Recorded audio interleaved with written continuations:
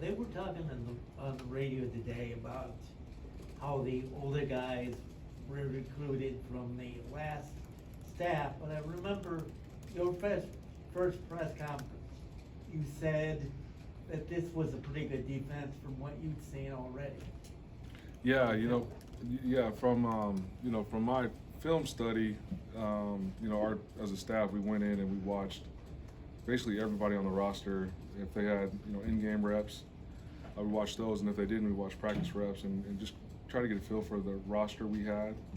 And I was very surprised about who they were as athletes. I didn't know the mental makeup and all the intangibles, but just from a measurable standpoint and being able to run, I thought we as a staff we could put together a scheme that allowed them to play well, play successful football, and highlight their strengths for sure.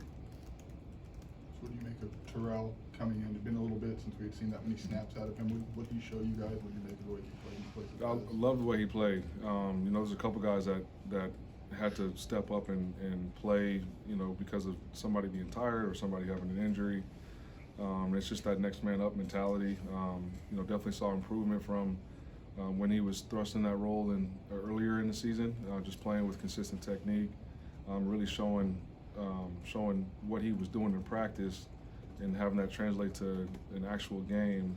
That was really good to see, and was very proud of him for answering the bell in one of the most critical times of the season up to this point.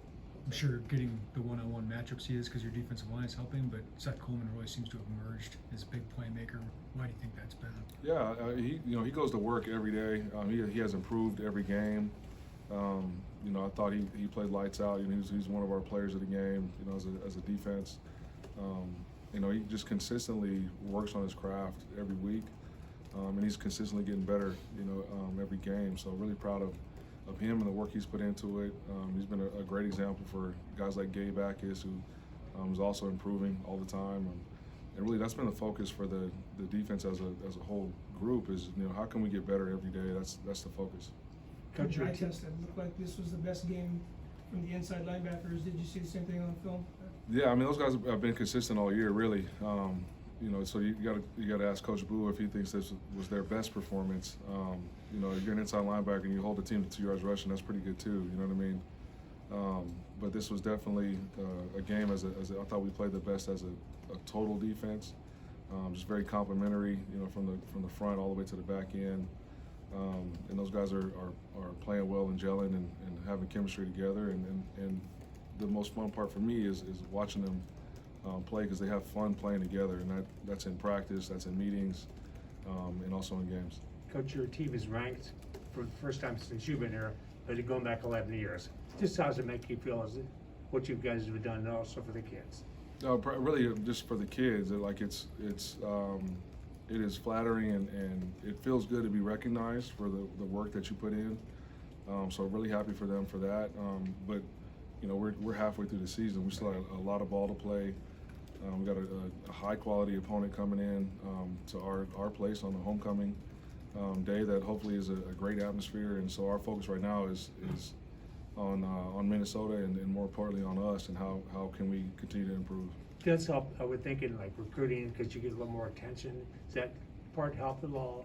You're on the crawl, that kind of stuff, or not? Yeah, we definitely, there are graphics on Instagram that we post, and you're hoping to get some recruits that follow you to like it or repost it, things like that. But like I said, it's just like it's flattering to get recognized, but we still have a lot of work to do. Ryan, having played yourself, when Tyreek is being able to time up snaps like he was on Saturday night, is that a feel thing? Is that film preparation? Is that just him being an instinctual player? What is that about? Because it seemed like he had them pretty timed all night long. Yeah, it's a combination of a lot of things. It is definitely film prep. At that point in the game, we had some drives so you can get a feel for the cadence, and then just playing the call. Just executing the defense, and we have seen him make that play a bunch of times, so it's not a surprise because he also makes it in practice, and It was a great play for him in that moment, and we needed it at that time, that point in the game. Obviously, you played this team pretty well last year up there. How are they different when Mo Ibrahim's in the game, and what's the challenge of this team? Yeah, definitely there are some philosophical things that are the same. Heavy RPO, heavy zone schemes, still really big up front. In the running back, if he plays, and I anticipate him playing, tough physical runner. He's low center of gravity, wide frame, strong, powerful legs. Tough to bring down. So it is going to be a defensive effort when trying to contain him. And then the quarterback, man, I feel like he's even though I've only been in the conference, this is my second year, it feels like he's been there for a long time, because you go back and watch, clips from previous years, and he's still the guy. Obviously he's comfortable in the system. He hardly ever makes the wrong read in the RPO game, and he's accurate. Gets the ball out on time. He's more athletic than you think he is, more athletic than you give him credit. I do remember that from a year ago. So it'll be a challenge. This is one of our first rematch game where we won a year ago. So we'll get their best effort. I'm sure they'll have tweaks and wrinkles for what we did a year ago. This game last season was probably the most similar to how we are structured now. So I'm sure they'll have a couple wrinkles, a couple designers, and it'll be pivotal for us to be able to adjust in game. Mike, what's the origin of the fire department reference? We've heard Brent say that a few times. Is that from you? No, that's from him. It's he's like, Do you like that? it's cool. It's interesting because on the periphery, you kind of go to like those stereotypical, those cliche moments when you have like a sudden change situation, and you don't want guys pointing fingers. You don't want guys woe is me.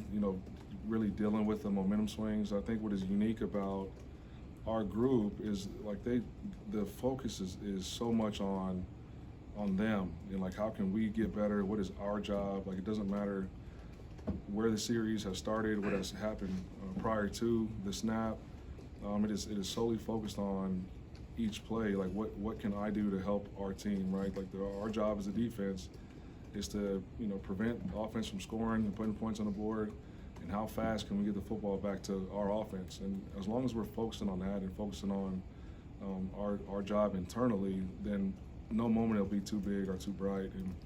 And that was what was probably what I was most proud of seeing from the guys Saturday night. Saw Quan Martin at free safety quite a bit. Was that about the matchup with Laporta, or is that something we'll continue to see? No, I mean, he was playing free because of the personnel grouping that was out there. Like, you've seen Quan play free to 12 personnel, from game one, and obviously they were heavy 12 personnel Saturday night, which is why he was in the post or playing free safety for the most part. What's the challenge of the RPO game? What's the key to slowing that down like you did last year?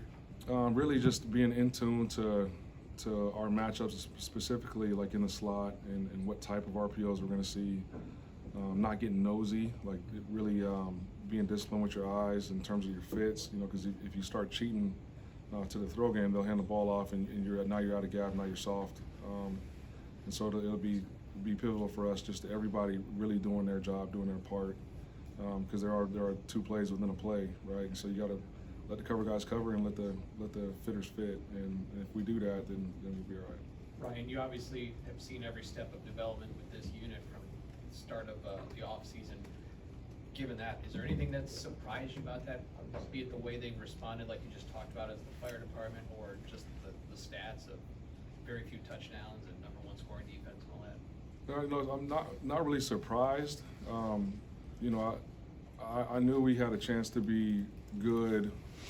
Toward the end of the year last year, we were playing pretty good football, and that was also during the time of the year we were playing against, arguably our best opponents, right? And just the way the guys work, the way they worked in winter conditioning, the attention to detail they played with in spring ball, the way they showed up in shape to summer workouts and attacked summer workouts with Tank and his crew. And the way they put their head down and went to work during fall camp, I was pretty confident because they were confident because of their preparation, right? Like when you go out there and play the way you're playing, it's because you prepared the right way, and this group prepares better than any other group I've been around. Is Kanena playing himself into a bigger role? I mean, he is definitely like, there's a reason why he's out there in critical moments, specifically third downs, like 2 minute, because he's explosive. He makes plays. He's got a natural feel for not only pass rush, but for like zone drops and reading the quarterback. He continues to make plays, and as a result, we continue to give him opportunities, and all he does is step up and do his best, and literally just does his job to the best of his ability, and he'll have a bright future here for sure. Is it fair to say Sidney Brown's playing his best football right now with the amount that you're asking him to do on a given play? Absolutely. And again, it's because the way he works. Like if anybody knows Sidney, he does not take a day off. He don't take a minute off. He is as detailed in his routine as a person, not somebody just for his age, but just as an individual. Period. There's a rhyme and a reason for everything he does, and I'm just blessed to be able to be a part of his journey in this game. Ryan, I know you talked about kind of just play-by-play in their job, but what stood out about the way your guys were able to take those two really difficult, close in like real-time situations and hold them to 3 points? Like, what was the biggest thing that you took away from that? Just that they don't flinch. Like the moment was not too big. Like literally when I say like nobody was complaining, and everybody was just like, all right, let's go. Let's go play. And these guys, they love football. They enjoy playing the game. They play it the right way. I can't say it enough about how much they prepare the right way, and then when the ball is snapped, it's like organized chaos out there. You know what I mean? And that is definitely fun. Sitting back and being able to observe that as a competitive person. You know what I'm saying? And so these guys compete, and hopefully that trend stays consistent through the season, and we can't wait to get to practice tomorrow. You touched on Ibrahim earlier. PJ Fleck said today that he expects him to play on Saturday. How key is he in their offense? Because they're 4-0 with him. The one game they played without him, they lost. Yeah, I mean, in my opinion, he's their best player. So I definitely think the offense is designed to run through him, and he's as talented a back as we'll see, or that as I've seen. He is tough to bring down.